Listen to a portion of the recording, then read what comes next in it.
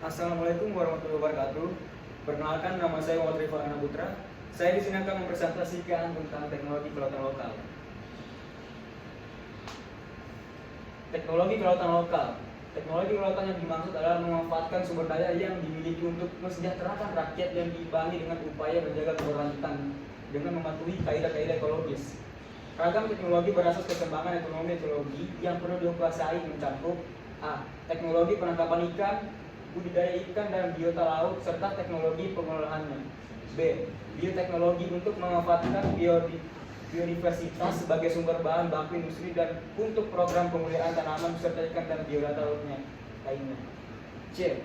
Teknologi eksplorasi dan eksploitasi migas, bahan tambang lainnya dan sumber daya energi terbarukan. D. Teknologi konservasi sumber daya kelautan yang dapat juga dilibatkan cakupannya pada potensi pengelolaannya untuk pariwisata bahari.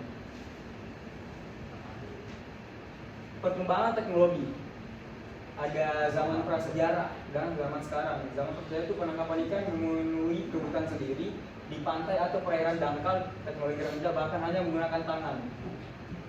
Zaman sekarang, perkembangan sangat pesat pada abad 20. Pembuatan alat tangkap ikan menggunakan pabrik, penangkapan ikan dengan alat otomatis, menggantikan serat alami dengan serat sintesis yang lebih kuat. Jenis-jenis alat tangkap ikan: penangkapan tanpa melukai, penangkapan dengan melukai, penangkapan dengan pembisuan, penangkapan dengan pancing menggunakan umpan, penangkapan dengan perangkap. Penangkapan tanpa melukai, memanfaatkan alat pengunci, pemilin. Alat yang digunakan untuk melilit perumputan laut yang jumlahnya banyak. Alat ini dioperasikan dari permukaan dengan memutarnya pada sekumpulan rumput laut sehingga rumput laut akan teramput atau terbelit pada alat. Untuk melepasnya bisa menggunakan pisau. Panjang tangkai alat ini antara 5-6 meter. Umumnya terbuat dari batangan bambu kayu.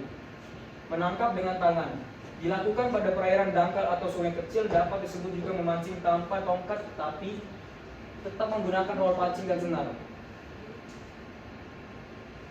Penangkapan dengan melukai, ada dua, ya, tombak.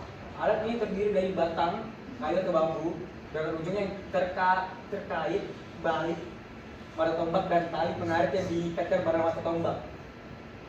Fish glue net, hampir sama dengan tombak, namun alat ini dapat digunakan untuk menangkap ikan perairan dalam. Penangkapan dengan pembiusan, ada dua, yaitu cara mekanis, dinamik dan bom plastik. Cara ini dilarang karena tidak ramah lingkungan, merusak kelestarian alam, juga dapat menghancurkan terumbu karang dan habitat ikan. Penggunaan alat ini tidak melukai ikan, kecuali jika terkena langsung, tetapi alat ini dapat meledakkan kantong udaranya sehingga ikan akan pingsan sementara. Cara kimiawi potas dan protenon dapat menghancurkan terumbu karang karena racun sehingga cara ini dilarang. Biasanya menggunakan barbasco, cyanida dan potasium dengan tujuan membuat ikan menjadi lemas, namun banyak juga yang mati. Penangkapan dengan pancing menggunakan umpan, ada rawai tuna, merupakan rangkaian sejumlah pancing yang dioperasikan sekaligus. Satu rawai tuna biasanya mengoperasikan 1000 sampai 2000 mata pancing untuk sekali turun. UHT, khusus dipakai untuk menangkap cakalang, dioperasikan sebagai siang hari pada saat terdapat gelombang ikan sekitar kapal. Alat ini bersifat aktif. Pancing tangan, memancing tanpa menggunakan tongkat pancing tetapi hanya menggunakan roll pancing dan senar. Penangkapan dengan perangkap, ada jaring angkat, jaring berjalan lebar, alat seret, jaring lingkar, penggiringan, penangkapan ikan dengan alat ditebarkan, jaring instan, mesin permanen. Faktor yang mempercepat pembusukan ikan itu ada cara penangkapan ikan yang tertangkap dengan playing pot and line. Rawl akan lebih keadaannya baik bila dibandingkan dengan yang ditangkap dengan jaring instan, tali panjang dan sebagainya. Reaksi ikan menghadapi kematian, ikan-ikan yang keras menghabiskan banyak tenaganya dalam menghadapi kematiannya. Lebih cepat busuk daripada ikan yang mati dengan tenang atau cepat. Jenis dan ukuran ikan. A. Kecepatan pembusukan berbeda pada setiap jenis ikan karena perbedaan komposisi kimianya. B. Ikan yang berukuran kecil dapat membusuk daripada ikan yang berukuran besar. Cara penanganan dan penyimpanan.